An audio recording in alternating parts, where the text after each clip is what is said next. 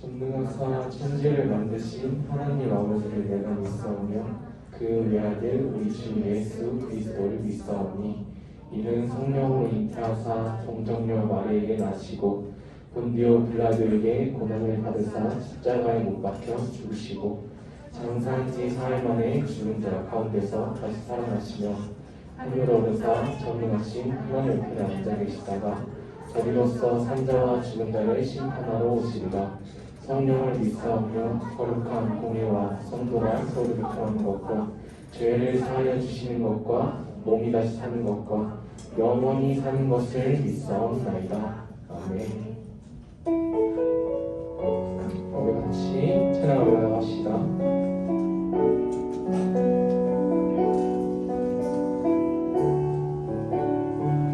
주께 가까이 날 이끄소서. 주께 가까이 날 이끄소서. 간절히 주님만을 원합니다. 채워주소서.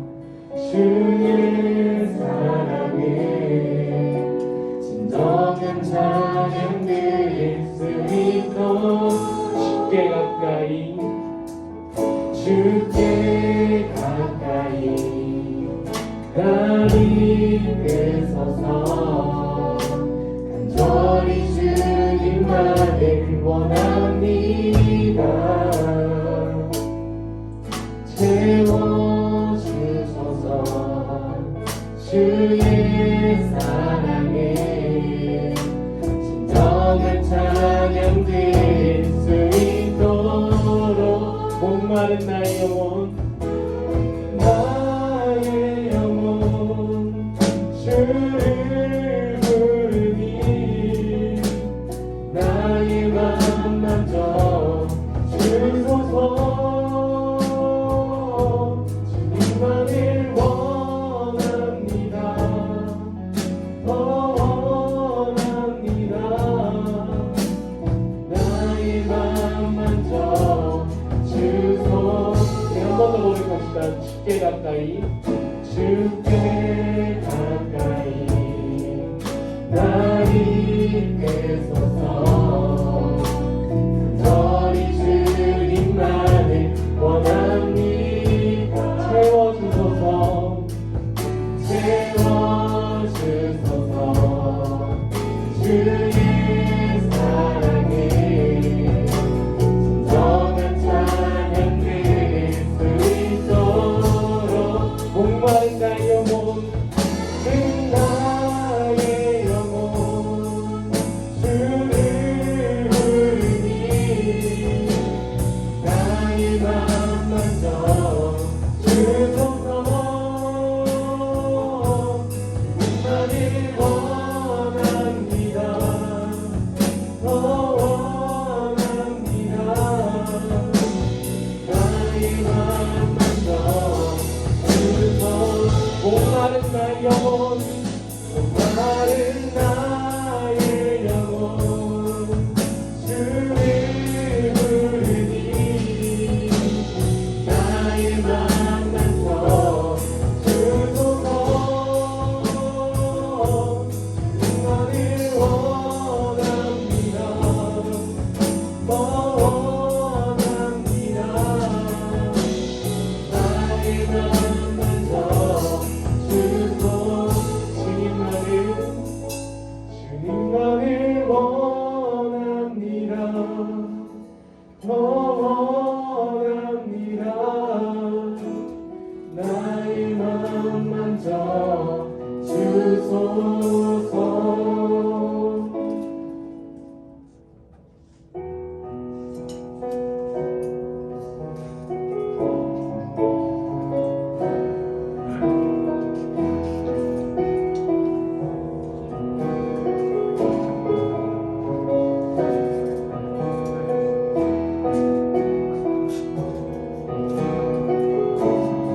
찬양을 나갑시다.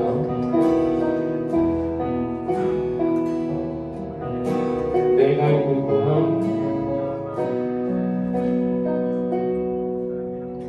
배갈급함 어느 것으로 채울 수 없네 배갈급함 상한 나의 심령에 배갈급함 불을 짖는 소리 들으소서 배갈급함 우리 한 번 더 고백합시다 배갈급함 어느 것으로 채울 수 없는 배갈급함 상한 나의 심령에 배갈급함 불을 짖는 소리 들으소서 배갈급함 주의 음성 들리네 내게로 나오라 내게로 나오라 영원히 영원히 공간은 전혀 없으니 내게로 나오라 가까이 가까이 생명의 근원 되신 주께 배갈급함 배갈급함 어느 것으로 채울 수 없네 배갈급함 상한 나의 심령에 배갈급함 배갈급함 부르짖는 소리 들으소서 부르짖는 소리 들으소서 배갈급함 주의 음성 들리네 내게로 나오라 내게로 나오라 영원히 영원히 공간은 전혀 없으니 내게로 나오라 가까이 가까이 행소해 주던 우리 주님이 나아가는 시간 가지고 소망합니다 내게로 나오라 영원히 영원히 공간은 전혀 없으니 내게로 나오라 가까이 가까이 행소해 주던 우리 한 번 더 고백합시다 내게로 나오라 내게로 나오라 영원히 영원히 공간은 전혀 없으니 내게로 나오라 가까이 가까이 생명의 근원 되신 주께 아멘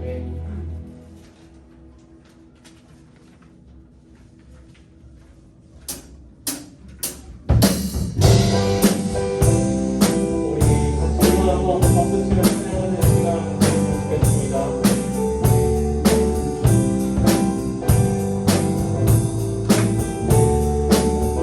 아버지 여러분 주님 앞에 나아가는 시간 되길 소원합니다 주의 이름 높이며 주의 이름 높이며 주의 찬양하나이다 나를 구하러 오신 주를 기뻐하나이다 주의 이름 높이며 주의 이름 높이며 주를 찬양하나이다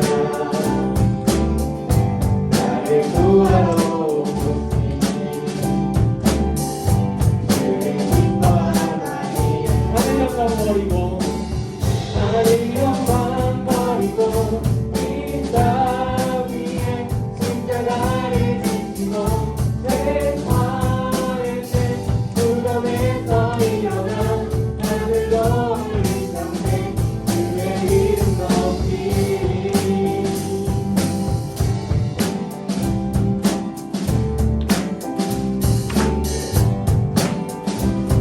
우리 한 번 더 고백합시다. 주의 이름 높이며 주의 이름 높이며 주를 찬양하나이다. 나를 구하러 오시니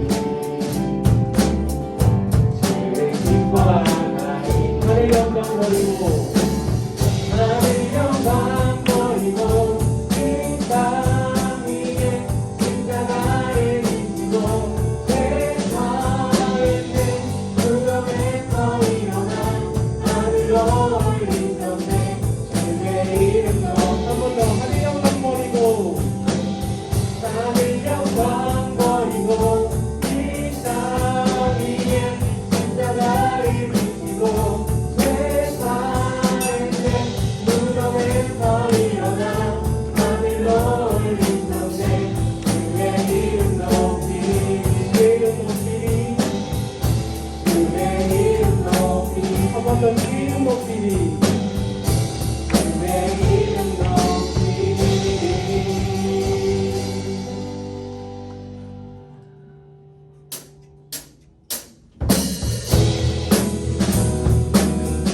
우리 멘트 찬양합시다.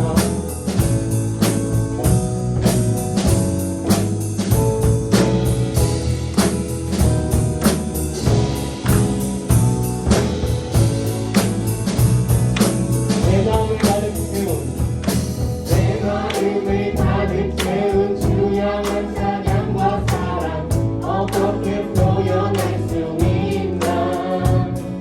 수많은 찬양들로 그만 표현할 길 없어 다시 고백합니다.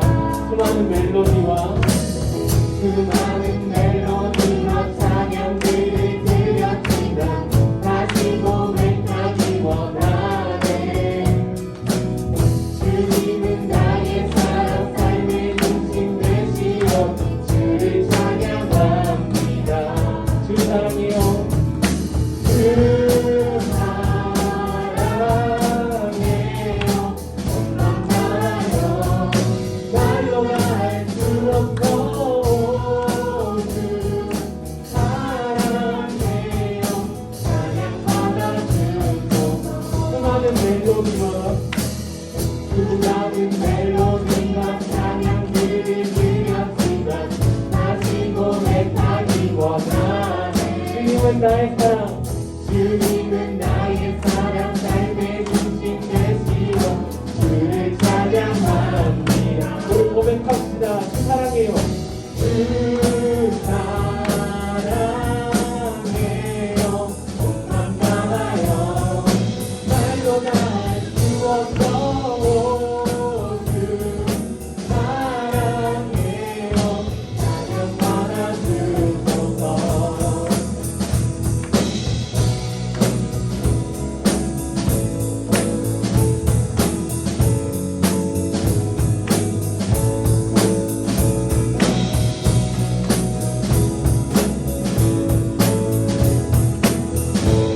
목소리 높여 고백합시다. 주님 사랑. 주님 사랑 다시 고백하는 새날 주신 감사해요. 주님 사랑 다시 고백하는 찬양 주신 감사해요. 주님 사랑. 주님 사랑 다시 고백하는 새날 주신 감사해요. 우리 마지막으로 주님 사랑. 주님 사랑 다시 고백하는 찬양 주신 감사해요. 주님 사랑해요. 주님 사랑해요. 엄만 나요. 말로 다 할 수 없어. 주 사랑해요. 찬양 받아주. 우리 목소리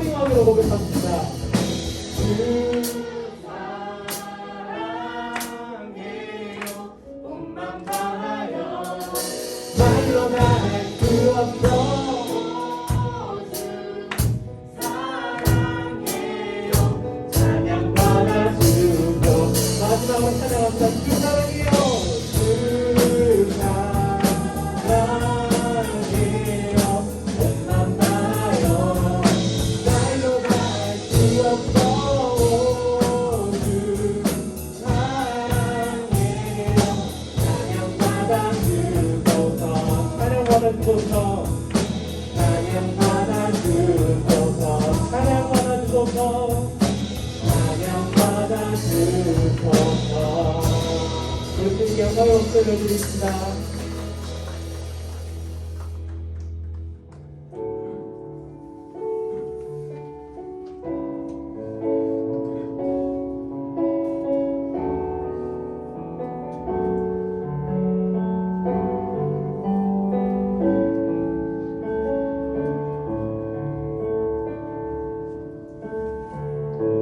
찬양의 열기 모두 끝나면 주 앞에 나와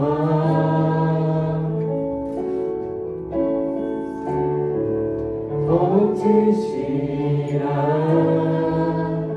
예배 드리는 주님을 향한 노래 이상의 노래 이상의 노래 내 맘 깊은 곳에 주께서 원하신 것 화려한 음악보다 끝없는 열정보다 중심을 원하시죠. 주님께 드린 마음의 예배 주님을 위한 주님을 향한 노래 중심 있는 예배 내려놓고 이제 나 돌아와 주님만 예배해요.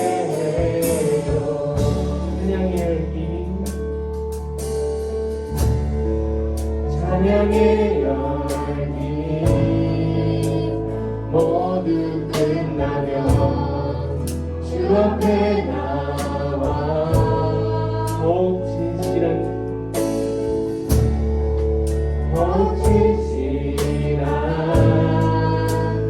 예배 드리네 주님을 향한 노래 이상의 노래 이상의 노래 내 맘 깊은 곳에 주께서 원하신 것 화려한 음악보다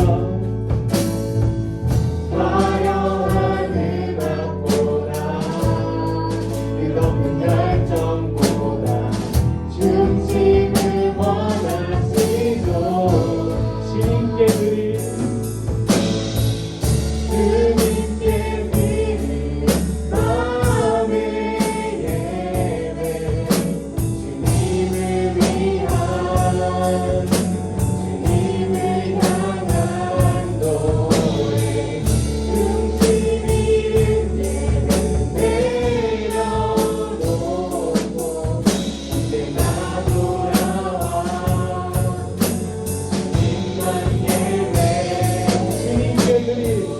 주님께 드린 마음의 예배 주님을 향한 노래 중심 있는 예배 내려놓고 이제 나 돌아와 주님만 예배해.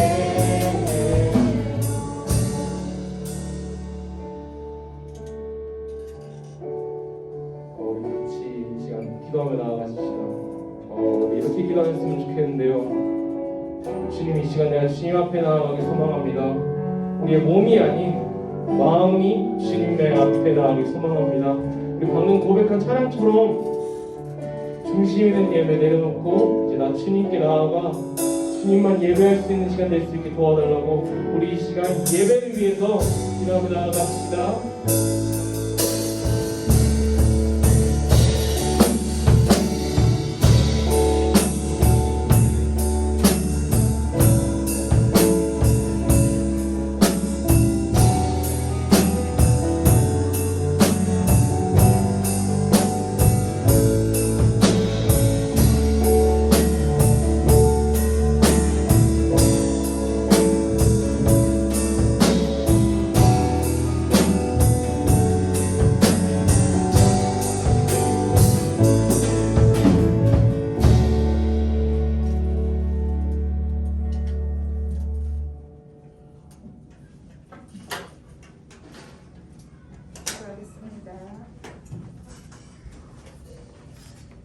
사랑의 하나님, 가정의 달 5월을 맞아 오늘은 가족 사랑 주일로 지키게 하신 하나님 감사합니다.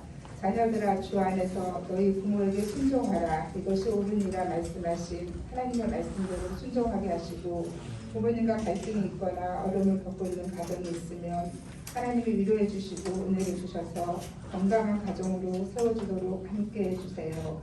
예배 가운데 하나님의 인지하심을 알게 하시고 말씀을 전하시는 성진영 전도사님께 성령님이 함께 하셔서 능력 있는 말씀이 선포되게 하시고 듣는 우리의 마음을 열어주셔서 말씀을 마음에 새기고 묵상하고 순종하는 삶이 되도록 은혜를 부어주세요. 한 주도 승리할 수 있도록 인도해 주실 것을 믿고 감사드리며 예수님의 이름으로 기도합니다.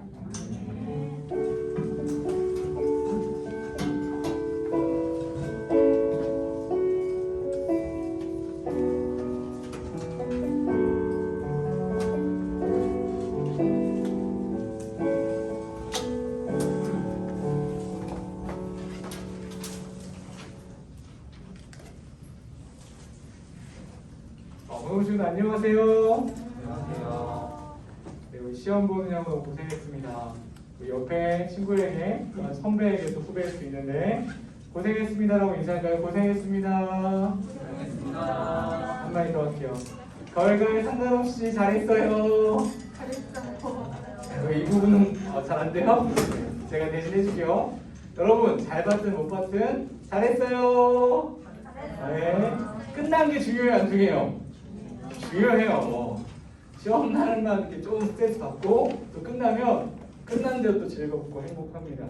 너무 고생하셨고 특별히 처음 고등학교 올라와서 처음 시험 본 친구들은 진짜 많이 떨렸을 것 같아요. 저도 고등학교 시절에 있지 않았겠습니까? 저도 고1 때를 기억해요. 고1 때 딱 갔는데 처음 중간고사를 딱 봤어요. 근데 수학 시험 점수가 지금도 제 뇌 속에 떠나지 않고 너무 잘 기억나요. 다른 건 다 까먹었는데 그게 기억이 나요. 왜 기억이 날까요? 너무 잘 봐서 기억이 날까요? 너무 믿음이 저희한테 믿음이 어디서 못 봐서라고 얘기하는데 맞아요. 제 처음 중간고사 수학 점수가 기록되고 있으니까 좀 그렇지만 33점이었습니다. 네. 피청들이 위로 받으시면 안 되는데. 네. 아무튼 너무 고생하셨고 끝난 거에 축하를 드립니다. 오늘은 아까 기도해 주신 것처럼 가족사랑 주일로 모든 부서가 예배를 진행합니다. 그래서 동일하게 저희 고등부도 그 말씀하게 나누려고 하는데요. 본문의 말씀을 나누기 전에 먼저 이 이야기를 좀 하고 싶은데 이 이야기를 하기 전에 먼저 기도하고 말씀을 나누도록 하겠습니다. 사랑의 하나님 감사합니다. 우리 고등부 친구들에게 또는 고등부 공동체 모든 일원들에게 하나님 앞에 예배할 수 있는 기회를 주시고 고등부실로 인도하여 주시면 감사합니다. 신령과 진정으로 살아계신 하나님 앞에 진지하고 우리의 마음을 다해 예배할 수 있는 귀한 예배의 시간 될 수 있도록 인도하여 주시고 함께 말씀을 듣고 전하고 나눌 때 듣는 자나 또 나누는 자 모두가 하나님의 은혜가 되게 하여 주시고 이 말씀이 우리 안에 새롭게 할 수 있는 심령을 새롭게 할 수 있는 살아계신 하나님의 말씀의 성경을 통해 전달될 수 있도록 우리의 심령을 주님 붙잡아 주시고 모든 영광 홀로 내 안에 한 분만 받으시기를 소망하며 우리 주 예수 그리스도의 이름으로 기도드립니다. 네. 하나님께서 우리에게 세 가지 보물을 주셨습니다. 제가 문제를 내보는 거예요. 이 보물들은요 성경책 앞뒤에 모두 기록되어 있어요. 우리 성경책 앞뒤에 모두 기록되어 있는데 첫 번째 보물은 제일 앞에 기록되어 있는 사도신경입니다. 예수님은 사도들을 세워서 크게 두 가지 역사를 이루셨어요. 첫 번째가 뭐죠? 성경을 기록한 일이고요. 두 번째는 이 땅의 그리스도의 몸이요 신부인 교회를 탄생시킨 것이에요. 베드로에게 이런 말씀했죠. 반석 위에 우리 교회를 세우겠다 라고 말씀하신 것처럼 제자들을 통해서 교회를 세우셨어요. 교회는 사도들의 고백, 신앙 고백 위에 세워졌기 때문에 몸된 성도가 사도들의 고백을 공유하는 것이 매우 중요합니다. 그래서 우리가 예배 시작하면서 무엇을 고백해요? 사도신경을 고백하는 거예요. 두 번째 본문은 뭘까요? 두 번째 본문 주기도문입니다. 이 주기도문을 생각할 때 일부 사람들이 오해하는 바가 있어요. 이 주기도문은 주님이 하신 기도라고 오해하는 분이 있어요. 들으시면 그거 아닌가? 라고 생각하시는 분들은 오해하시는 거예요. 주기도문은 주님이 하신 기도가 아니라 주님께서 가르쳐 주신 기도가 바로 주기도문이에요. 아시겠죠? 주기도문 우리가 언제 고백하죠? 예배를 마치면서 주기도문으로 예배를 마칩니다. 그러면 세 번째 부분은 무엇일까요? 이게 문제예요. 세 번째 부분은 무엇일까요? 정답입니다. 십계명이에요. 십계명. 오늘부터 여러분들과 우리 고등부는 십계명에 대해서 4주 동안의 5월 한 달 내내 말씀을 나누려고 합니다. 십계명으로 번역된 히브리어 단어가 아세레트 하데바림이라는 히브리어 문장이 있는데 이걸 한글로 번역하면 10마디의 말씀이라고 번역할 수 있어요.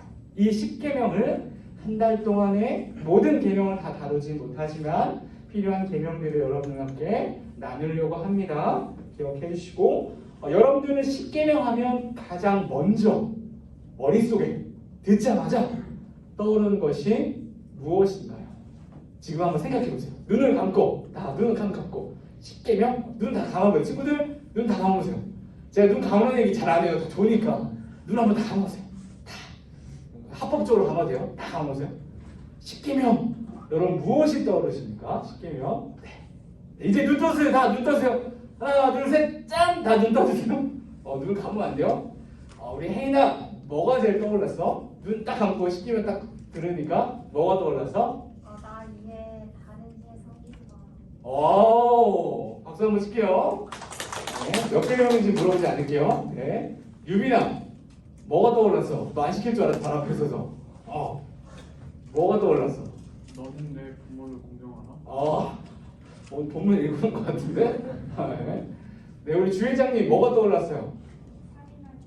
살인하지 말라. 네, 좋아요. 도연아, 뭐가 떠올랐어? 도둑질하지 말라.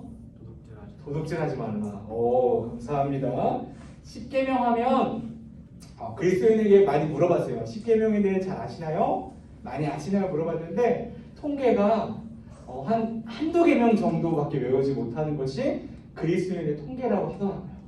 근데 원래는 교회사 역사 속에서 보면 이 십계명이 예배 가운데 암송되어지고 예배 시간 내내 십계명을 통해 찬양을 하기도 하는 그런 전통이 교회 내에 전통이 있었는데 지금 현대 교회에 와서 이 전통이 많이 약화되고 십계명을 외우지도 않고 암송하지도 않고 주일학교 시절 조금 시간에만 십계명을 외우는 경우가 되게 많은데 그게 참 안타까운 현실인 것 같아요. 성경책에 우리에게 세 가지 보물 중에 세 번째가 십계명이라고 했는데 그만큼 우리의 신앙의 척도와 기준이 되는 것이 바로 십계명입니다. 그걸 기억해 주시고 오늘 말씀을 한번 시작해 볼게요. 창세기부터 신명기까지 모세오경이죠. 이 모세오경 속에 많은 율법들이 기록되어 있어요. 근데 대부분의 율법은요 하나님께서 누굴 통해 주셨죠? 모세라는 선지자를 통해서 말씀해 주셨어요. 그런데 간접적으로 이스라엘 백성에 전달한 건데 그래서 내 백성에 이걸 알려줘라 이르라라고 말씀하셨어요. 직접 백성에게 말씀하신 경우가 없었어요. 그런데 유일하게 이 출애굽기 20장에 기록된 십계명은요 하나님께서 직접 말씀하신 사건이에요. 우리 출애굽기 20장 3절을 볼게요. 출애굽기 20장 3절. 출애굽기 20장 지금 내가 성경책이 없다 하면 뒤에 고등부 성경책이 있으니 지금 가서 가져오세요. 지금 내가 성경책이 없다 하면 가만히 있지 말고 뒤에 고등부 성경책이 있으니 가서 네. 배달도 해줘. 쿠팡 배달도 해줍니다. 네. 로켓 배송이에요, 여러분. 네. 손 들면 배송 다 해줍니다. 네. 출애굽기 20장 3절의 말씀이에요. 출애굽기 23절. 다 찾으셨나요? 찾으셨죠? 그러면 합독할게요. 시작 하지 말고 조금만 한 3초만 5초만 출애굽기 20장 3절 한 목소리로 함께 읽어보도록 할게요. 성찬아 달았어? 알았어. 우리 읽어볼게요. 시작. 너는 나 외에 다른 신들을 내게 주시라. 하나님께서 왕으로서 자기 백성에게 친히 하시는 말씀이기 때문에 전달해라 라가 아니라 뭐라고 하죠? 두지 말라고 하신 거예요. 우리는 계속해서 몇 주에 걸쳐서 출애굽기에 관해서 나누고 있습니다. 제가 출애굽기는 무슨 책이라고 얘기 드렸죠? 출애굽기는 애굽에 노예된 이스라엘 백성이 더 이상 바로를 섬기지 않고 그 이스라엘 백성의 진정한 왕이신 누구를? 하나님을 섬기는 백성으로 그리고 예배하는 백성으로 거듭나는 과정을 담은 책이 뭐다? 출애굽기다라고 이야기를 드렸어요. 우리 출애굽기 20장 1절과 2절 한번 읽어볼게요. 시작. 하나님이 이 모든 말씀으로 이르시되 나는 너를 애굽 땅 종되었던 집에서 인도하여 낸 내 하나님 여호와라. 이 십계명을 이 율법을 주시던 때가 언제인지 우리는 살펴볼 필요가 있어요. 이스라엘 백성들은 지금 어디에 있습니까? 애굽에 있나요? 애굽에 있다고 하면 제가 말씀 다시 전해야 돼. 애굽에 있나요? 애굽에 있지 않아요. 애굽을 떠난 상태예요. 그들이 애굽 땅에 있을 때 매일매일 시내이 터져 나오던 때에 이 십계명을 주시지 않았어요. 이 십계명을 준 곳이 애굽 땅이 아니라 바로 이미 홍해를 건너 출애굽한 이후에 새 역사를 시작하는 광야의 시내산이었다는 걸 우리는 주목할 필요가 있어요. 이제는 바로왕이 아니라 하나님을 섬길 자기 백성에게 직접 하신 말씀이 바로 십계명이라는 거예요. 그래서 십계명은요, 출애굽의 조건, 즉 구원의 조건으로 주신 것이 아니에요. 야, 너 이걸 지켜야지만 너 구원받을 수 있어. 너 이걸 지켜야지만 너 출애굽할 수 있어. 그게 아니라는 거예요. 여러분은 이제 구원받았으니 이제 구원받은 하나님의 백성답게 하나님의 아들과 딸답게 살아야 합니다라는 차원에서 주신 계명이 바로 십계명이라는 거예요. 아시겠죠? 오늘의 본문에 해당하는 5계명에 들어가기 앞서서 저는 이 질문을 먼저 우리 고등부가 통과하고 넘어가 볼까 합니다. 어떤 질문이냐면 4,400년 전 이스라엘 백성들에게 주어졌던 법이었던 이 십계명이 과연 오늘을 사는 저와 여러분들에게 무슨 의미가 있을까요?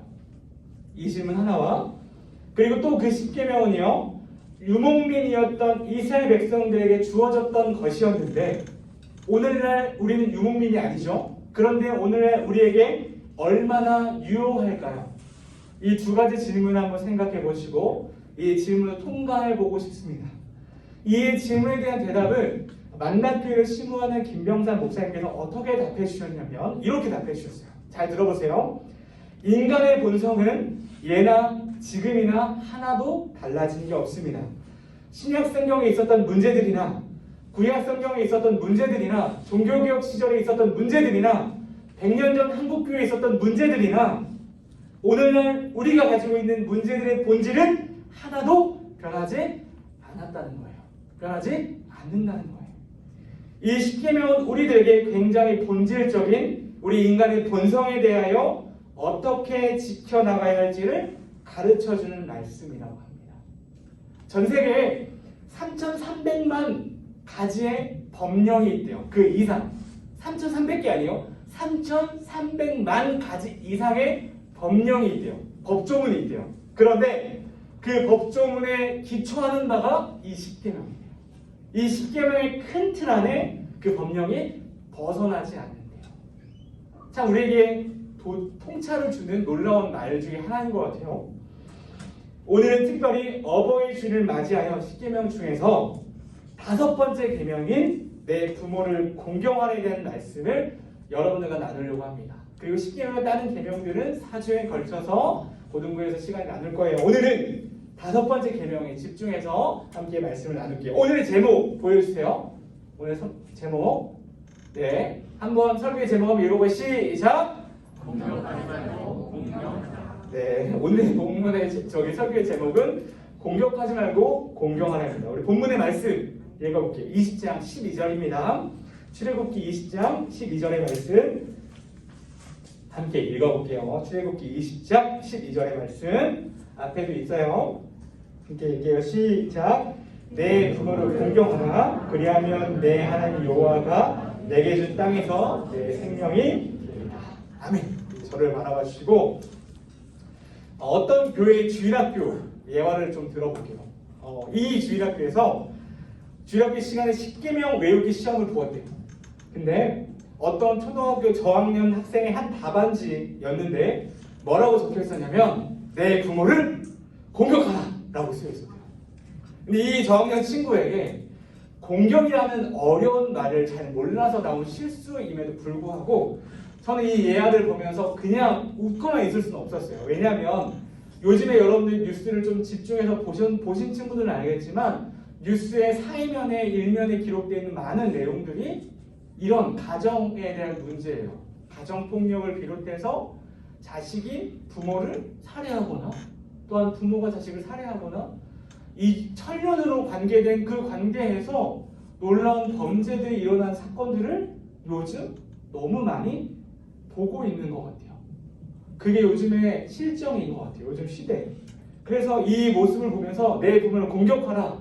되게 재미있는 실수잖아요. 초등학교 저학년의 실수인데 이 내용을 보면서 그냥 웃을 수만은 없었어요.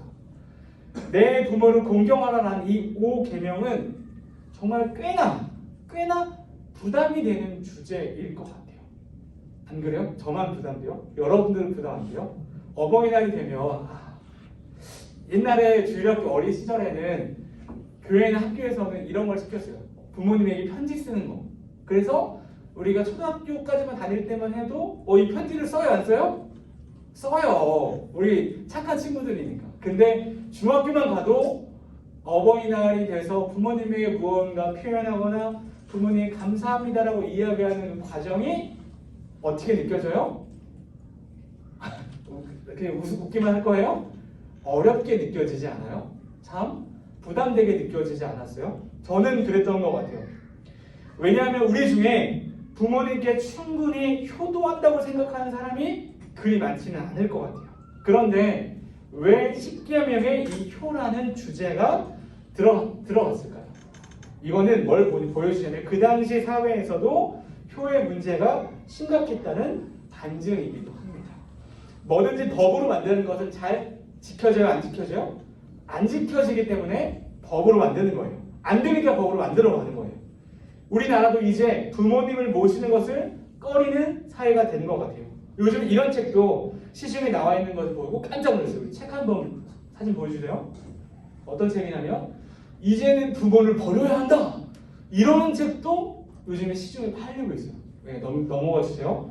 이걸 보면서 깜짝 놀랐어요. 사회가 정말 갈 때까지 갔구나. 이제는 부모를 버려야 한다. 일본인을 비하하는 건 아니고 일본인이 쓴 책이에요. 제가 깜짝 놀랐습니다. 하나님께서 왜 10계명의 효라는 주제를 포함했으며 이를 통해 우리에게 하고 싶으신 말씀이 무엇일까 고민해 봐야 돼요. 10계명은 크게 두 가지 부분을 나눌 수 있다고 합니다. 어떻게 나눌 수 있죠? 1에서 4계명으로 나눌 수 있고 5에서 10계명으로 나눌 수 있어요. 1에서 4는 어떤 부분에 대한 관한 부분이죠? 하나님에 대한 관한 부분이고 5에서 10계명은 사람에 관한 부분으로 담고 있어요. 두 번째 5에서 10계명까지는 인간에 대한 계명인데 첫 번째가 1에서 4계명은 하나님에 대한 계명이기 때문에 이 히브리어 원문에는 엘로힘, 하나님이라는 표현이 들어가 있어요. 근데 이 5에서 10계명은 인간에 대한 계명이기 때문에 사실 하나님이라는 단어가 없어요. 단 5계명을 제외하면 말이죠. 10계명의 두 번째 부분에 유일하게 예외적으로 5계명에만 엘로힘이라는 단어가 들어가 있어요. 아주 놀라운 부분인데 이 5계명은 하나님을 섬기는 것만큼 중요하다는 것을 누구에게 보여주는 거예요? 하나님의 백성된 우리들에게 보여주는 거예요. 말씀을 듣다가 이런 생각이 들 수 있어요. 전도사님, 부모님을 공경하라는 말씀은 수없이 들어서 알겠는데요. 우리 아빠, 엄마 같은 분도 공경해야 하나요? 라는 질문을 들 수 있어요. 이거는 한 가지 예를 들어볼게요. 어떤 가정에 아버지가 혹은 어머니가 가정을 잘 돌보지 않고 매일 술을 먹거나 술에 취해 가정폭력을 하거나 하는 아버지 혹은 어머니가 있다고 가정해 봅시다. 질문해 볼게요. 여러분들, 그러면 그런 아버지 혹은 어머니도 섬겨야 되나요? 공경해야 합니까? 되게 어렵고 근데 되게 깊숙한 질문이 될 것 같아요. 어떻게 생각하세요? 저는 저 역시 10대의 과정들이 순탄하진 않았던 과정들을 보냈어요. 저 역시 이 고민 앞에 상당한 고민들을 많이 했던 것 같아요. 되게 아버지를 되게 미워했던 시간들이 길었었거든요. 그래서 저는 이 질문을 저한테 한다면 10대 때, 지금 말고 10대 진영이에게, 쟤는 진영인데 10대 진영에게 한다면 전 당연히 NO! 그럴 수 없다. 라는 마음을 표현했을 것 같아요. 여러분들은 어떠신가요? 이 질문에 대한 우리의 마음의 대답을 하기 이전에 말씀에 대해서 뭐라고 쓰여있는지 함께 나눠봤으면 좋겠습니다. 우리가 꼭 기억해야 될 것들이 있어요. 부모님을 공경해야 하는 이유는 그들의 인격 때문이 아니라, 잘 들어보세요. 우리가 부모님을 순종하고 공경해야 되는 이유가 그들의 인격 때문이 아니라 그들의 역할과 자리, 포지션 때문입니다. 부모님은 하나님을 대신해서 나에게 생명을 주신 분이라는 거예요. 우리가 부모님 없이는 절대 이 세상에 태어날 수 없어요. 하나님의 대리자이자 동역자로서 말입니다. 부모님은 그러한 상징성 때문에 부모님을 공경해야 한다는 것이 성경의 관점이고 하나님의 말씀의 관점이에요. 성경에서 경외한다라는 말을 많이 들어보셨을 거예요. 이 말은 오직 누구한테 쓰는 거예요? 하나님에게 쓰는 말이에요. 그런데 단 한 가지 예외가 있습니다. 그것이 바로 부모님이에요. 우리 레위기 19장 3절을 찾아볼게요. 레위기 19장 3절을 찾아보겠습니다. 레위기 19장 3절. 대표 안녕. 레위기 19장 3절. 레위기 19장 3절.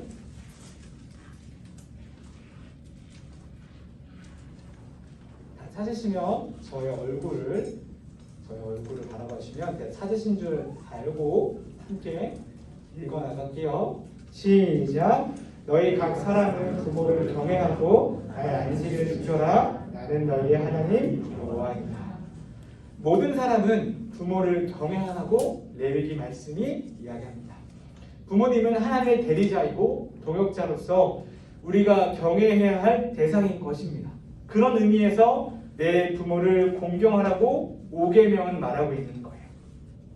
신약 성경에서는 이 부모님에 대한 말씀을 뭐라고 표현하냐면 에베소 6장 1절, 아까 우리 현숙쌤이 기도회에서 말씀도 인용해 주셨는데 에베소 6장 1절의 말씀 함께 찾아볼게요. 신약 성경입니다. 에베소서 6장 1절 찾아볼게요. 에베소서 6장 1절의 말씀 찾아보겠습니다.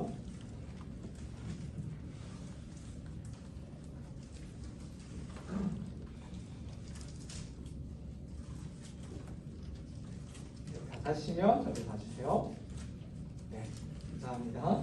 함께 읽어볼까요? 시작. 자녀들아, 주 안에서 너희 부모에게 순종하라. 이것이 옳으니라. 사도 바울은요, 부모님에게 순종하는 것이 뭐라고 얘기해요? 옳다. 이것이 옳으니라라고 이야기합니다. 에베소서에서 말한 이 옳으니라를 조금 더 헬라어 관점에서 조금 더 적합하게 번역한다면 이렇게 표현할 수 있어요. 본성이니라 라고 이야기할 수 있어요. 부모에게 순종하는 것이 본성이니라 라고 이야기하는 거예요. 그러면 이 본성은 무엇을 이야기하냐면 바로 하나님께서 우리를 처음에 창조하셨을 때 우리에게 주신 그 본성을 말해요. 바로 하나님의 형상을 가리키는 말입니다. 즉 부모에게 순종하는 것이 우리의 본성이라는 것이에요. 타락으로 말미암아 어그러졌어요. 우리의 본성이. 그렇지만 우리에게는 하나님의 형상이라는 본성이 있습니다. 그 본성이 가르쳐 주는 것이 보통 뭐라고 우리가 표현하냐면 바로 양심이라고 표현해요. 우리 속에 있는 마음, 양심이라고 표현해요. 여러분들, 법이 높은 개념이에요? 양심이 높은 개념이에요? 한번 고민해봐요. 양심이 높은 개념입니다. 그래서 양심, 신앙, 사상의 자유 등은 법으로 묶을 수가 없는 거예요. 양심의 법은 사람들이 만들어 놓은 법보다 훨씬 더 상위 개념이에요. 그것이 바로 본성입니다. 세상 사람들도 부모와 자식 간의 관계를 하늘 천자를 써서 뭐라고 표현해요? 천륜이라고 표현해요. 천륜. 하늘의 인연으로 정하여져 있는 관계라고 표현하는 거예요. 내 부모를 공경하라 할 때 이 공경은요, 히브리어 단어로 한 번 듣고 까먹어도 돼요. 카베드라는 뜻이에요. 한번 그림 처음 보여주세요. 그림. 네. 히브리어 단어는 처음 보죠. 왼쪽에서 읽어요? 오른쪽에서 읽어요? 오른쪽에서 시작해요. 이렇게 된 친구가 먼저 읽는 거예요. 이렇게 된 친구가. 오른쪽에서 왼쪽으로 읽는 거예요. 그래서 히브리어 특징상 모음이 기록되어 있지 않아요. 원래는. 그래서 읽을 때는 모음을 따로 붙여서 읽는데 카베드라고 읽어요.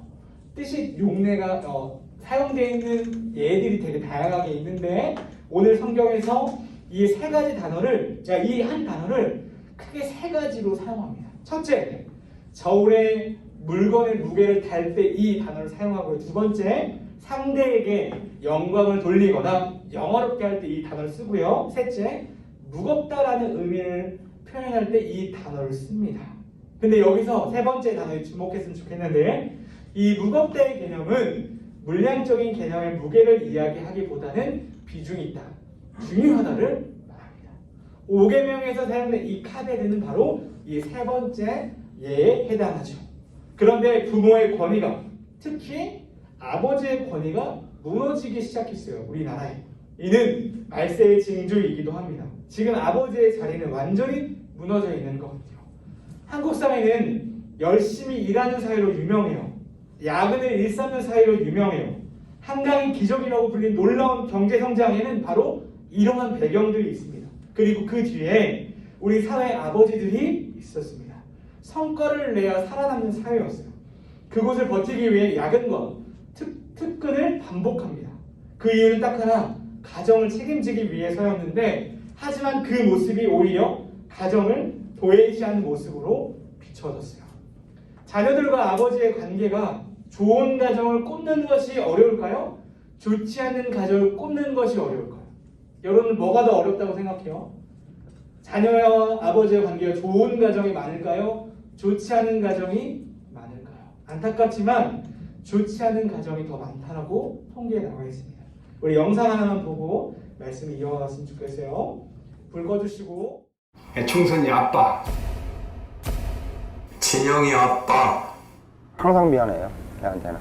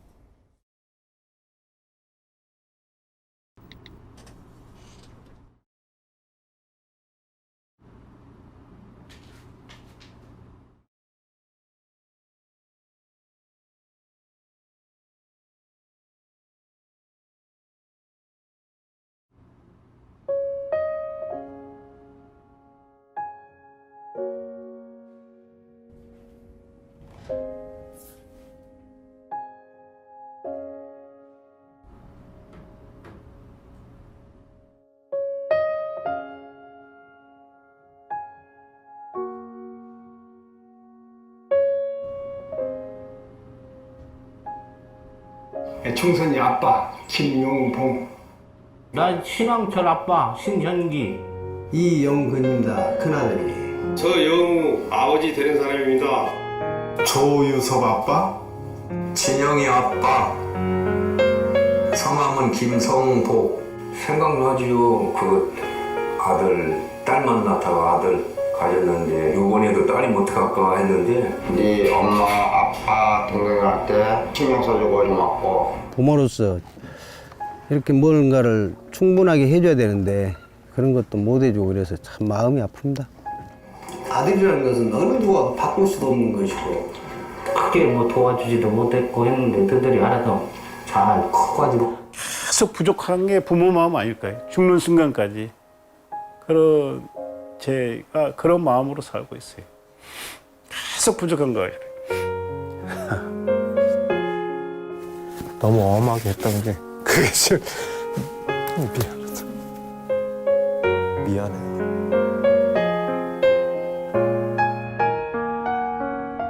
항상 내가 부족하고 항상 미안해요. 걔한테는. 미안하다 참. 모든 것이 부족하고 못 가르치고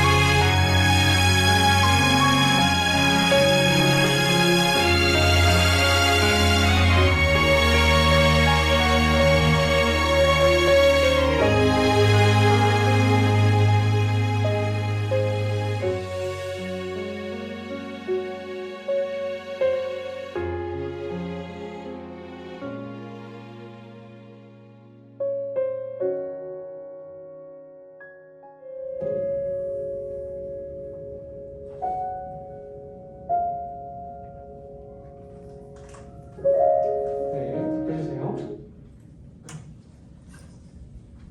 그런 말이 있죠. 부모님이 만약에 먼저 자식을 하늘나라에 보내면 부모는 그 자식을 어디에 묻는다고 해요? 가슴에 묻는다고 해요. 여러분들 부모님과 친한지 안 친한지는 잘 몰라요. 제가 다 몰라서.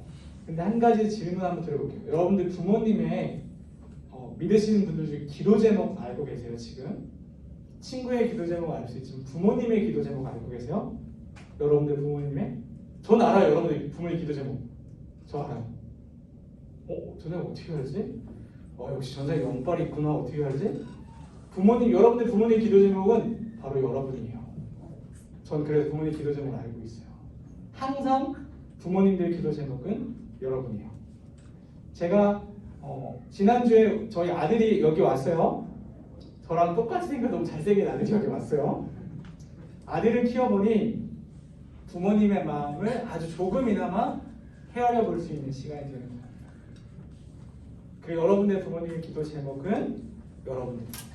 말씀 이어갈 건데 이 공경에 해당하는 헬라어 카베디의 반대말은요. 잘 들어주세요. 칼라이라는 단어인데 이는 무겁다의 반대말입니다. 그런데 이 칼라이를 가볍다라고 해석해야 되는데 그렇게 해석하지 않고 어떻게 해석하냐면 히브리어로 저주와 경멸로 해석합니다. 단어의 의미를 살펴 해석하면 공경하지 않는 것은 저주하고 경멸하는 것이라고 합니다. 회색지대, 중립지대는 없어요. 공경하거나 공경하지 않는 거 이 두 가지밖에 없는데 공경하지 않는 걸 성경에서는 저주와 경멸이라고 얘기합니다. 부모님을 공경하지 않는 모든 행위는 부모를 저주하고 경멸하는 행위가 되는데 창세기에 보면 롯이 아브라함의 메시지를 받아서 소돔과 고모라가 멸망할 것이라는 이야기를 듣고 자기 자녀들에게 말합니다. 알립니다. 그런데 자기 자녀들이 그 롯의 말을 어떻게 들었죠? 농담으로 여겼어요. 농담으로. 먼지처럼 여겼다는 거예요. 가볍게 여기는 거예요. 그 경멸하고 저주했다는 말이에요. 그 결과는 뭐였죠? 불심판이었습니다. 이렇게 고대로부터 지금까지 부모님을 가볍게 여기는 것은 심각한 문제예요. 그렇다면 질문 하나 또 드려볼게요. 그렇다면 우리는 언제 부모님을 공경해야 할까요? 정답은 바로 지금입니다. 말씀 하나만 더 찾아볼게요. 골로새서 3장 20절의 말씀이요. 골로새서 3장 20절의 말씀입니다. 골로새서 3장 20절.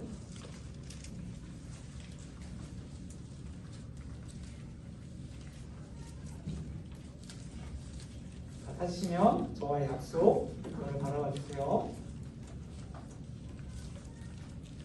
네, 함께 읽어볼까요? 시작. 자녀들아 모든 일에 부모에게 순종하라. 이는 주 안에서 구애하는 것입니다. 골로새서는 다른 성경과 달리 효를 강조하면서 모든 일에 라는 수식어를 붙였어요. 왜 그랬을까요? 골로새라는 도시는 무역 도시여서 세계 각국의 사람들이 살고 있었습니다. 그러다 보니 지금처럼 국제 결혼이 빈번했어요. 다문화 문화였겠죠. 혈연적인 연대감이 그 이전보다 약했어요. 게다가 이 지역에 살던 유대인들이 헬레니즘의 영향으로 그 영향 앞에 있었던 영지주의자들과 많은 결혼을 했어요. 영지주의자들은 뭐냐면 육체는 더럽고 영만 깨끗한 것이다라고 강조하는 그 당시 이단이었어요. 이분법적 생각을 갖고 있었어요. 그래서 육체적인 것을 무조건 배척하고 중요하게 여기지 않는 집단이었어요. 그런데 그 육체적인 일에 부모님을 모시는 일까지 포함시켜버린 것이 문제였습니다. 부모를 안 모시는 사회 분위기가 골로새 지역에 형성되어 있었던 사회적 배경이 있었어요. 그렇게 부모를 돌보지 않으니 경제적 빈곤과 고독감에 던져진 노인들이 결국 건강과 목숨을 잃어버린 사태들이 많이 일어났어요. 그래서 사도 바울이 골로새 교회에 편지할 때 이 내용을 사용한 것입니다. 모든 일에 부모에게 순종하라 하는 거예요. 부모를 공경하지 않는 것이 고대 시대부터 이미 이스라엘 공동체에게 심각한 사회적 문제였다는 사실을 우리는 10계명의 5번째 계명인 5계명을 통해 볼 수 있고, 예나 지금이나 우리의 본성이 변하지 않는 지금 이 시대에도 여전히 그 문제는 우리들의 사회적 문제가 되고 있어요. 여기까지 말씀을 들었는데 여전히 이런 질문이 들 수 있어요. 전도사님, 근데 부모님 공경하고 싶지 않아요. 왜 마음에 우러나지 않거든요. 라는 질문과 마음과 생각이 들 수 있습니다. 그래서 한 가지 말씀을 더 나누고 싶어요. 부모를 공경한 이 효의 그림에는요, 구원의 그림이 담겨 있는데, 우리 누가복음 한 장만 더 찾아볼게요. 누가복음, 찾진 않고 얘기를 들려줄게요. 누가복음인데, 누가복음에는 아버지가 살아있는데도 아버지의 유산을 챙겨서 집을 나간 누구의 이야기가 있죠? 탕자 이야기가 있어요. 그런데 그런 아들은 유대법으로 죽이게 되어 있어요. 왜 그럴까요?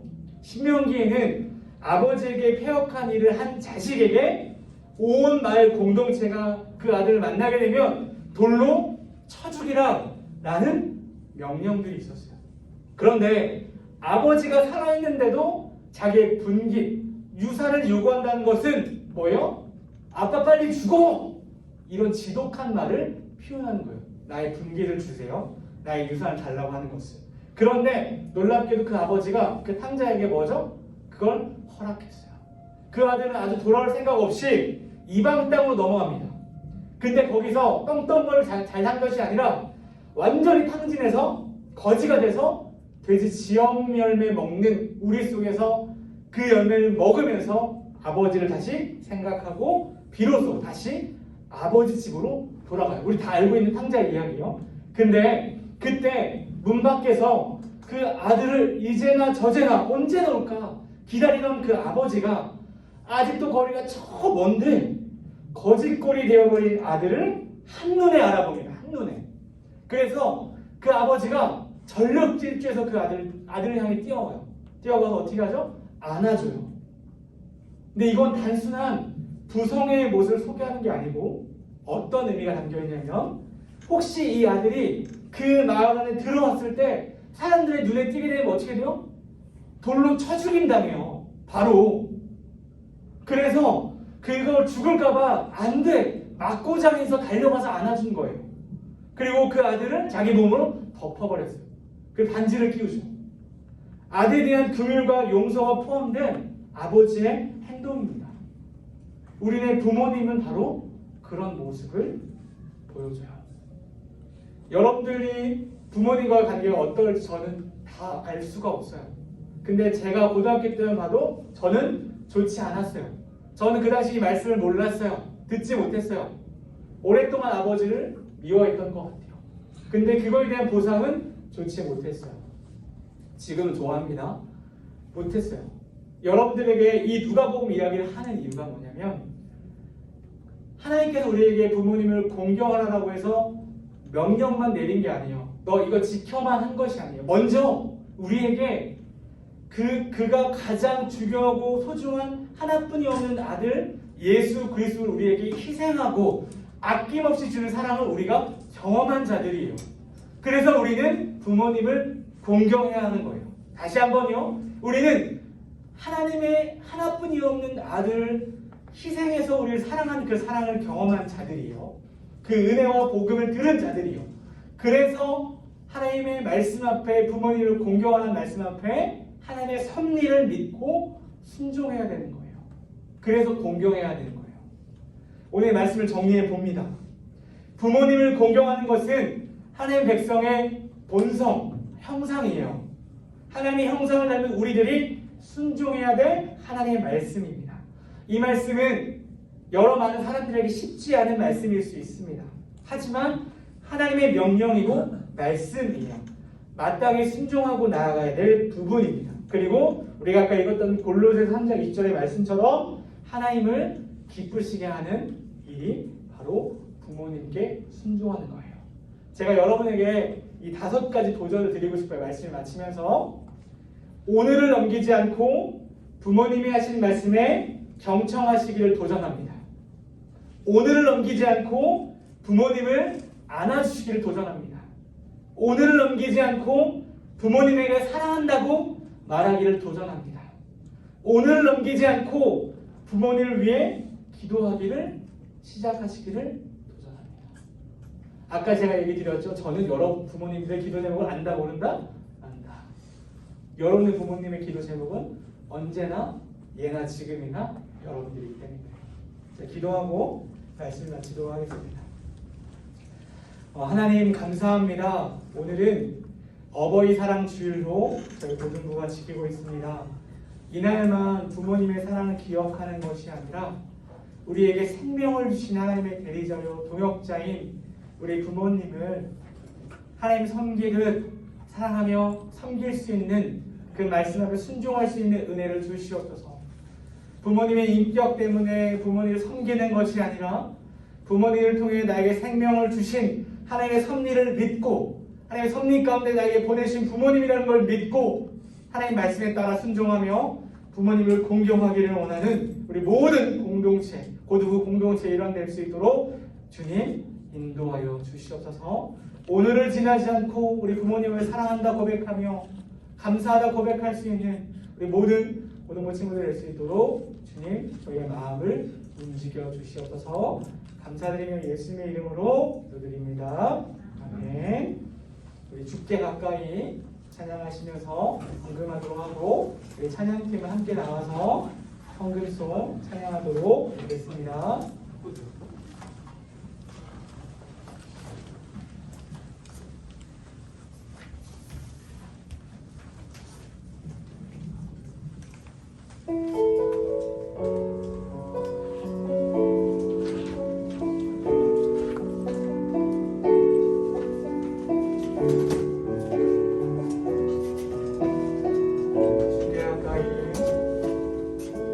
주께 가까이 나 이끄소서. 간절히 주님만을 원합니다. 채워주소서.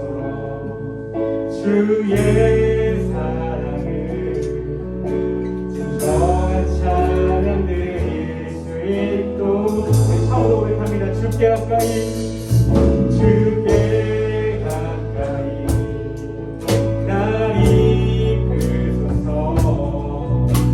간절히 주님만을 원합니다. 채워주소서. 채워주소서. 주의 사랑을 진정한 찬양 드릴 수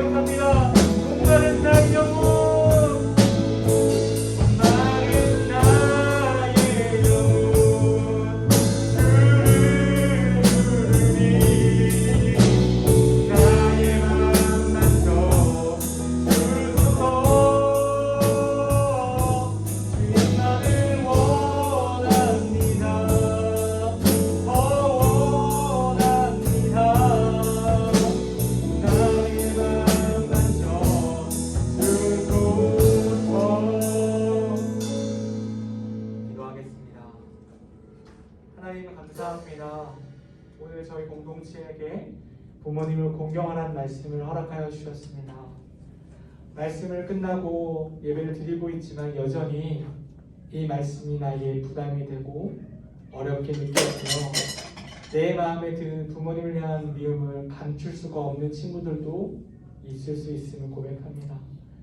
하나님, 우리 귀한 공동체 모든 친구들에게 그리스도의 사랑, 하나님의 놀라운 그 희생하신 하나뿐이 없는 아들이 희생한 그 사랑을 우리 모두가 더 깊게, 더 뜨겁게 경험할 수 있는 은혜를 허락하여 주셔서 그 은혜를 나눌 수 있는 그 마음으로, 그 사랑을 경험한 자의 마음으로 부모님을 섬길 수 있는 은혜가 일어날 수 있도록 우리 모든 공동체에 은혜를 부어 주십시오.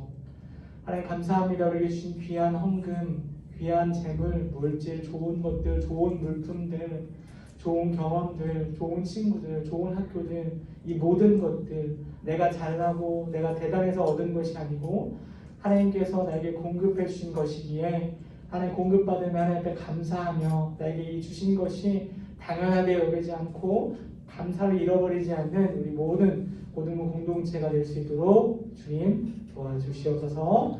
감사드리며 예수님의 이름으로 기도드립니다. 아멘. 우리 주기도문 핵심으로 예배를 마치도록 하겠습니다. 시작. 하늘에 계신 우리 아버지여, 이름이 거룩히 여김을 받으시오며 나라가 임하시오며 뜻이 하늘에서 이루어진 것 같이 땅에서 이루어지라. 오늘 우리에게 일용할 양식을 주시옵고 우리가 우리에게 죄 지은 자를 사하여 준 것 같이 우리 죄를 사하여 주시옵고 우리를 시험에 들게 하지 마시옵고 다만 악에서 구하시옵소서. 나라와 권세와 영광의 아버지께 영원히 있사옵나이다. 아멘. 예배를 마쳤습니다. 하나님께 영광의 박수 올려드리겠습니다. 친구들, 제가 말씀 마치면서 했던 거 기억나죠? 오늘을 넘기지 않고 뭐 한다? 부모님께 사랑을 고백한다. 아시겠죠? 아멘.